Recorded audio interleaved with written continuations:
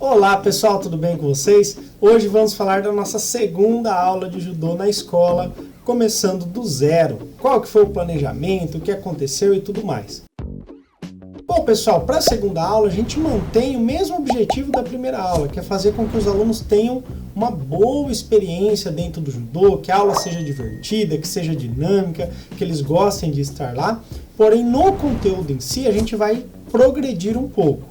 A ideia é que a gente revise o que eles tiveram na primeira aula e a ideia dessa segunda aula é que a gente comece a introduzir alguns jogos de oposição, jogos que eles devem se opor ao adversário. E nessa oposição que eles tenham experiências tanto de sucesso, de vitória, quanto de derrota e comecem a internalizar, a se habitualizar com esse tipo de experiência, tudo bem? As aulas na escola são semanais, então apenas de terça-feira eles fazem judô.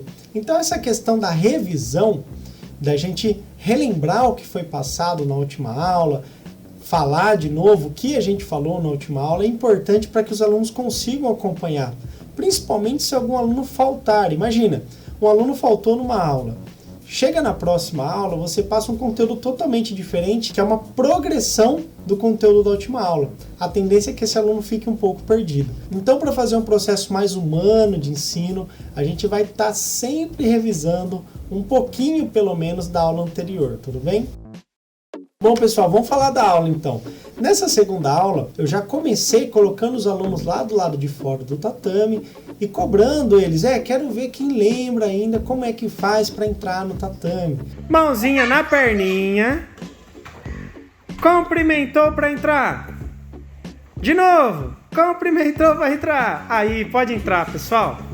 Muito bem. E todos os alunos lembraram, eu não fiquei ao lado deles dessa vez, eu fiquei dentro do tatame para ver se eles realmente lembravam como faz a reverência para entrar no tatame. Durante a formação a mesma coisa. E não tive problema nenhum. Até me surpreendeu, todos os alunos lembravam perfeitamente como é que faz a formação e como é que entra no tatame.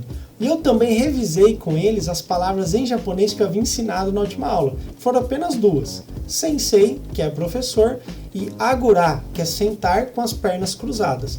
E surpreendentemente também os alunos lembraram das palavras. Eu cheguei para eles e perguntei quem é que lembra como é que fala professor em japonês. E aí uns ficaram em dúvidas, aí depois falaram, sensei. E depois eu perguntei também sobre o agura, eles lembraram. Então isso foi um aspecto muito positivo dentro da aula. A partir disso eu ensinei para eles novas palavras em japonês.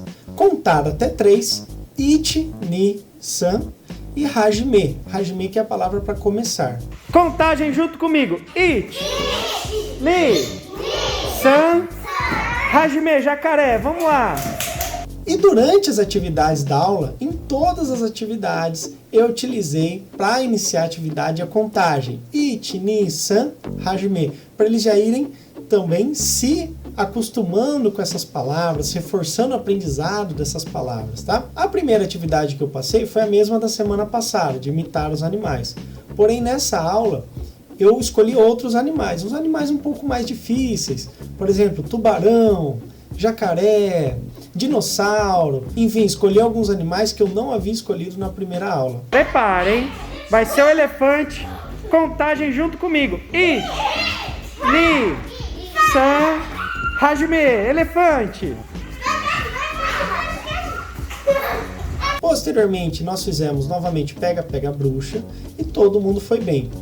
Na semana passada, na turminha de 4 anos, eles não conseguiram fazer o pega-pega bruxa porque eles não salvavam os amiguinhos. Então ficava um jogo muito complexo para eles. Eles ficavam apenas preocupados em fugir do pegador e não salvar os coleguinhas. O que eu fiz nessa aula? Eu passei novamente pega-pega bruxa para eles para ver como que eles iam lidar. E eu reforcei essa questão de salvar os coleguinhas. Porém, no desenvolver da atividade, eles continuaram da mesma forma, só se preocupando em fugir do pegador. O que eu fiz? Eu entrei na atividade e comecei a salvar os coleguinhas. E eu fiquei salvando todo mundo, toda hora. Eles me vendo salvar, eles começaram a salvar também. Então, a partir do momento que eu fiz a atividade com eles e mostrei para eles como que é o salvar e como que é legal e como é importante, eles começaram a fazer também. Então deu certo. Através do exemplo, de eu participando da atividade, eles conseguiram acompanhar e desenvolver o pega-pega-bruxa que eles não haviam conseguido na aula anterior. Após o pega-pega-bruxa, eu realizei novamente a atividade de projeção. E utilizei tanto o Risaguruma para derrubá-los, quanto o Tomoe-nage. E essa é uma atividade que eles gostam muito. No início, eles têm um certo receio. Mas eu vou cair. Como que eu vou cair no chão? Vou me machucar? Depois da primeira vez que eles vão, eles não querem mais parar de ir. Então, tanto semana passada quanto essa semana, ao final da atividade, os alunos, não, professor, vamos fazer mais. Eu falei, não, pessoal, por hoje já chega.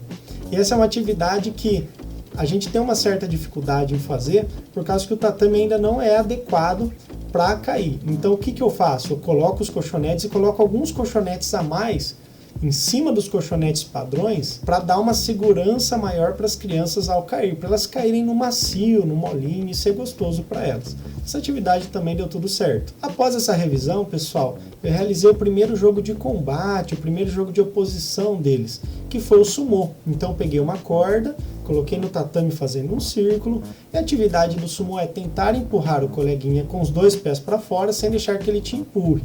E nessa atividade existe o perder e o ganhar. E as crianças, principalmente as mais novas, às vezes não estão preparadas para a situação de fracasso, para a situação de derrota. Eles só estão preparados para a situação de ganhar. Se ele ganhar, tá tudo bem. Se ele perder, ele chora, fica triste. Então, para deixar essa atividade mais tranquila para eles, o que eu fiz? Eu chamei um por um e todo mundo fez atividade comigo, em 2 rodadas.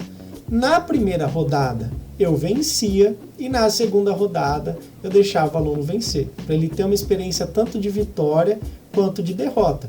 E já que eles estão disputando com o professor, tanto ganhar quanto perder nessa situação, ela é mais branda, porque ele não está disputando com o coleguinha que ele conhece ali, que está no mesmo padrão dele, numa igualdade com ele. Ele está disputando com o professor, que é adulto, é faixa preta e é o professor.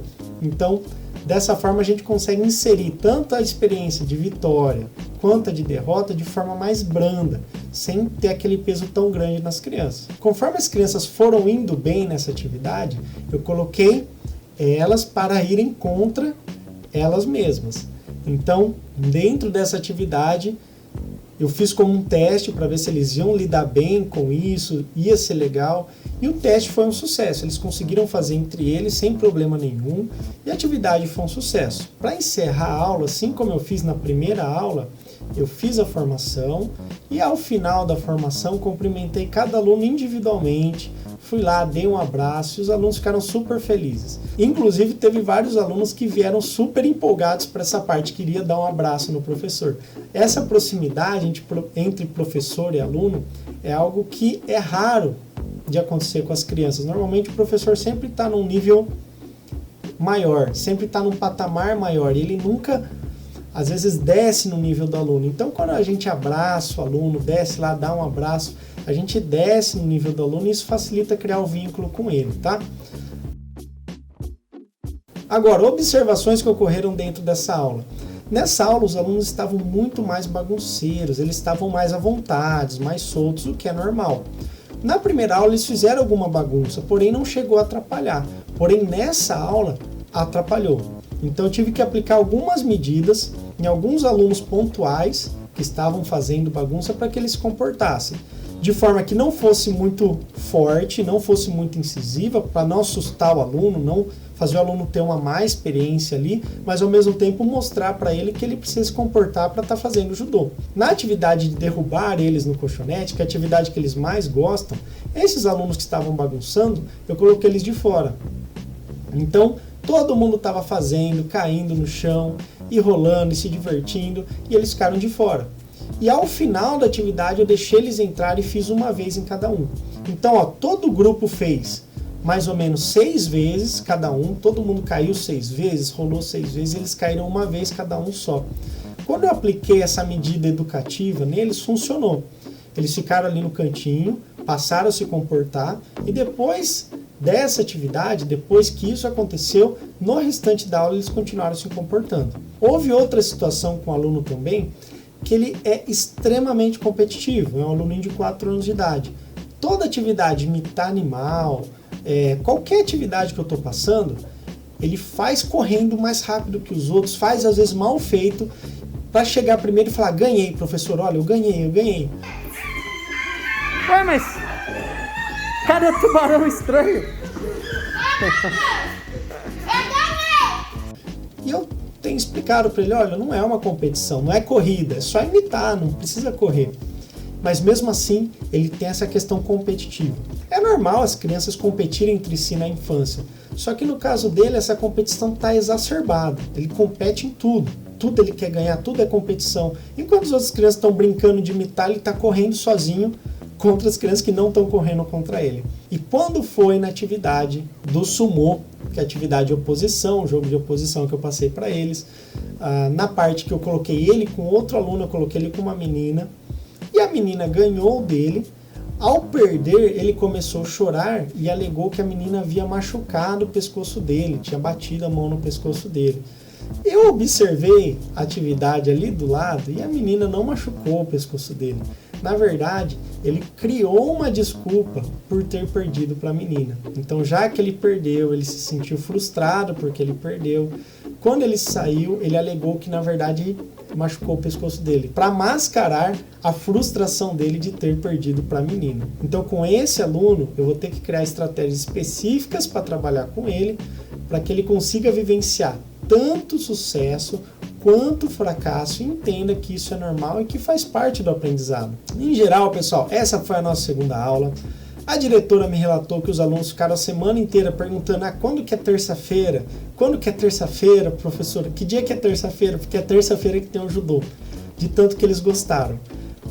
A diretora já encomendou um tatame também normal, um tatame adequado para a prática de judô. Então, em breve poderemos trabalhar projeções, amortecimentos. Até lá a gente vai ter que adaptar as aulas e continuar trabalhando de forma mais branda, mas que passe uma boa experiência para os alunos, uma boa vivência, mas sem que eles caiam no chão ou façam amortecimentos por causa da nossa limitação com relação ao material atual do tatame. Tudo bem? Espero que vocês tenham gostado. Qualquer coisa, comente aí embaixo, mande sua mensagem que eu estarei respondendo também. E vejo vocês no próximo vídeo.